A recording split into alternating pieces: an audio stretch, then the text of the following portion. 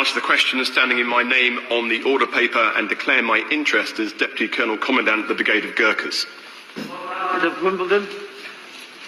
My Lords, my right honourable friend, the Prime Minister, has made it clear that equitable access is an integral part of the UK's approach to vaccine distribution.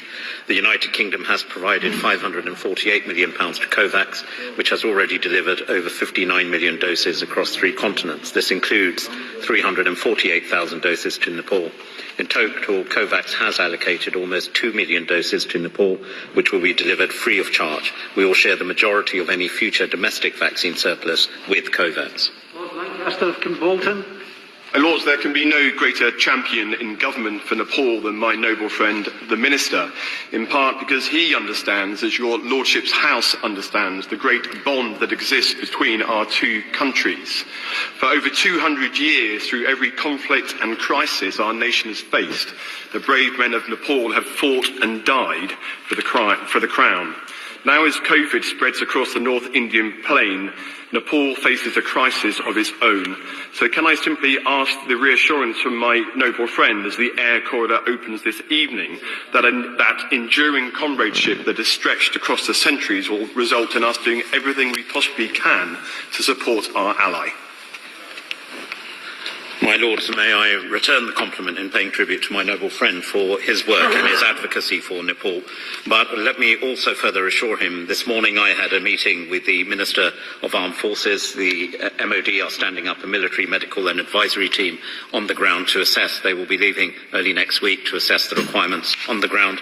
I am directly engaging with the government of Nepal. Indeed, I had a very constructive meeting with the Foreign Minister yesterday, establishing exactly what the key requirements are, and later this afternoon I will be meeting the Nepalese ambassador to the Court of St James to further discuss issues of logistics. We have already extended support, including funding an oxygen generation plant at the Nepal Police Hospital, and we are working on the ground through our embassy and indeed officials within the FCDO and the MOD to see what further support can be extended at the earliest opportunity. Lord Campbell-Savers. My Lords, despite the work of COVAX, is not the absence of an effective international vaccine manufacturing and distribution system that meets world demand perfectly illustrated by Nepal's reported difficulties, particularly when the Serum Institute, the world's largest manufacturer, is situated in Pune, in Maharashtra state in India, next door to Nepal. And with an 8 billion world population at risk, with potentially only a 4 billion worldwide double dosage manufacturing capacity, as yet unrealized, how can world demand be met? Well, I think the challenges that have been evidenced, the Noble Lord mentions the Serum Institute in India, an institute I know well as the Minister for India, and of course the challenges in India in terms of the current wave sweeping across the country are well known. What we have seen is a stepping up in terms of manufacturing, a stepping up in terms of collaboration, and indeed the United Kingdom's structured approach to the COVAX facility demonstrates the importance, as the Noble Lord himself acknowledges, for a global supply chain which guarantees the distribution of vaccines across the world on COVID-19. Northover. India's disastrous surge in cases has now, not surprisingly, spread to Nepal. We're likely to see this pattern replicated worldwide. Yet it's reported that the UK has stopped adding to the global vaccination efforts when we cut aid. So how can we claim, as we have, that we'll be leading the world at the G7 in recovery from the pandemic if we can't even do that? Hear, hear. Lords, that's just not the case. We are leading the efforts along with other key partners on vaccines. And again, as I said in my original answer, any surplus vaccines that we encounter here in the United Kingdom will be distributed through the COVAX scheme. My Lords, Nepal and United Kingdom have one of the oldest diplomatic relations within South Asia. A friendship represented by generations of Gurkha soldiers and mountaineers. Can my noble friend, the Minister, please outline what other steps are being taken to engage with the Nepalese government, to better understand their needs and to ensure that humanitarian support is provided in the most effective way possible. Lord, in response to my noble friend, I've already alluded to the cross-government approach as well as the structured approach. We're engaging with the Nepalese government directly, both in Kathmandu as well as here in the UK. We're sending experts in terms of technical support and also assisting their Ministry of Health in terms of their responses. And we will continue with a very active dialogue, both in Kathmandu and in London. The Earl of Sandwich. My Lords, this is an emergency on the scale of Nepal's civil war or the 2015 earthquake. Is the UK responding adequately, especially to the local demand for vaccines and oxygen? The Minister will be well aware of the current fragility of government and of rural health services, but there are also many experienced NGOs supporting clinics there, both Nepalese and international, with safe supply lines. Are we making full use of those? Lords, I can assure the Noble Earl we're looking at all key players to ensure that the response and the requirements of Nepal can be met in the best possible manner from the United Kingdom and indeed working with other international partners. Collins of Highbury. Yesterday in the Queen's Speech debate, I argued for the utilisation and expansion of local manufacturing capacity in low and middle-income countries. And today, Labour have put forward a 10-point plan to transform the volume of vaccine production worldwide, including a global register of potential production facilities. Will the government support this vital initiative? My Lords, I haven't yet seen the 10-point plan, but I look forward to... I haven't, on this particular occasion, I'm afraid I disappoint the Noble Lord. I haven't seen his tweet, but I will certainly reflect on the important points. In all seriousness, what the important point is, we need to cooperate globally to ensure what the best and most effective response is, not just to meet the current challenges of the pandemic, but future pandemics as well. Barnett Stewart of Edgbaston.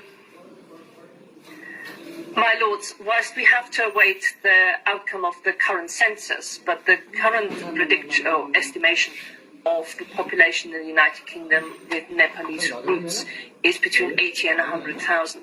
Could I therefore urge the Minister to treat this request for support not just as a foreign policy issue, but also as a domestic issue, and ensure that we keep in close touch with the local communities to reassure them that we are supporting their families?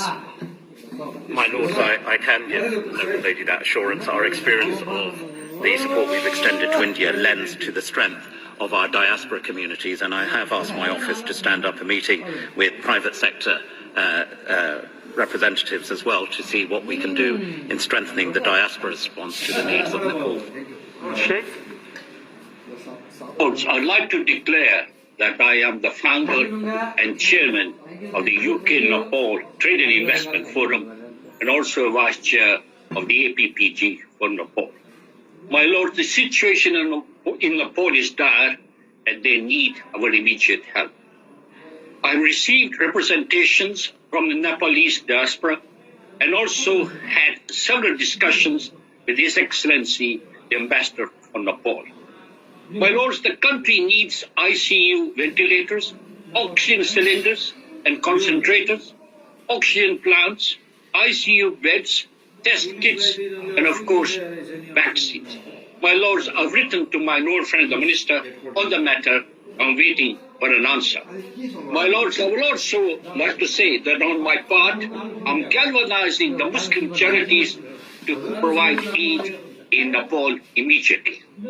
My Lords, I will be responding to my noble friend. I have received his letter. The list is well known to me, and I already talked about engaging with the diaspora, and I will be in touch with my noble friend in convening this meeting so we can address the direct needs. Speaker.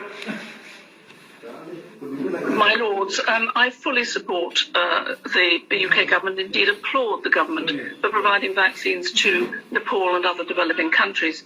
But can the Minister tell the House whether the government yet knows whether we will have a need for booster jabs for our UK frail and elderly in the autumn? And if so, whether jabs for or vaccines for developing countries will in fact take priority over booster jabs for the frail and elderly in this country? On the noble lady's question, I defer to my excellent colleague, my noble friend, Lord Bethell, who could respond more effectively to her first, but we are working with the developing world to ensure we meet their requirements as well. Lord Fikes of Connaught. The Minister note that the Prime Minister of Nepal, when he realised he'd made a mistake, resigned. Isn't it indicative that they have more honour than the Prime Minister here? My Lords, I know our Prime Minister. I've worked with our Prime Minister when he was Foreign Secretary. I've seen a side to our Prime Minister that perhaps other noble lords have not seen. This was a Prime Minister who went through the challenge of COVID-19 himself. And when he returned to the office, the noble lord shakes his head, but it's important. We saw it, we heard it, and he delivered on it. The first priority, the first thing he spearheaded was the response to the COVID-19 challenge, not just to the challenge in the United Kingdom, but to the challenge across the world. And he was instrumental in setting up the COVAX facility, which is benefiting over 92 developing countries around the world.